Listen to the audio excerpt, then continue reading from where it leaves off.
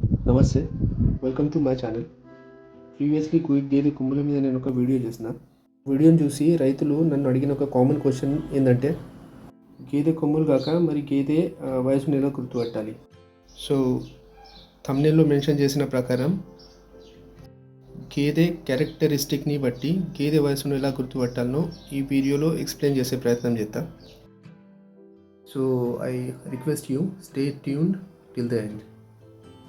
First characteristic, ఈ గేదె పళ్ళని గిట్ట మీరు చూస్తే డార్క్ బ్రౌన్ అయి ఉన్నాయి. ఇంకా దాని పండ్ల షేప్ కూడా మీరు చూస్తే షేప్ అవుట్ అయి ఉన్నాయి. ఇది అప్రాక్సిమేట్లీ 10 years క్రాస్ అయిన బఫలో.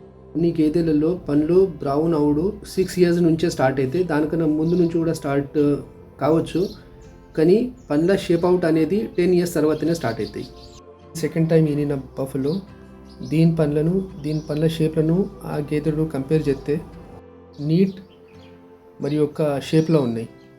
ఒక్కోసారి మనం పెట్టే ఫీడ్ని బట్టి కూడా వాటి పండ్ల కలర్ చేంజ్ అవుతుంది, కానీ షేప్ అవుట్ అనుడు 10 years తర్వాతనే స్టార్ట్ అవుతుంది. టీత్ అనేది ఫస్ట్ క్యారెక్టరిస్టిక్ ఏ గేదెదైనా ఏజ్ని డిటెక్ట్ చేసేందుకు. సెకండ్ క్యారెక్టరిస్టిక్ గేదెది స్కిన్. ఈ గేదె మా దగ్గర 12th టైం ఈనింది. మీరు దాని అడర్ స్కిన్ని చూస్తే కొద్దిగా రింకల్ అయ్యి ఉన్నాయి. అదే ఈ గేదె అయితే ఈ గేదె సెకండ్ టైం ఈనింది. ఇది దాని స్కిన్లో మీరు తేడా చూడొచ్చు. థర్డ్ క్యారెక్టరిస్టిక్ దాని టీట్ అంటే దాని రొమ్ములు. నార్మలీ ఏ గేదెదైనా రొమ్ములు 3 inch కన్నా ఎక్కువ ఉండద్దు. ఈ గేదె మీరు చూస్తే ఇది 3సారి ఈనింది. దీని ప్రతి రొమ్మును చూస్తే మీరు ఈక్వల్, ప్రతిదీ మంచి షేప్లో ఉంది. నార్మలీ ఏ గేదెలనైనా 6th 7th ఈత తర్వాత నుంచి టీట్లు అనేవి ఎన్లార్జ్డ్ అవుడు స్టార్ట్ అవుతాయి.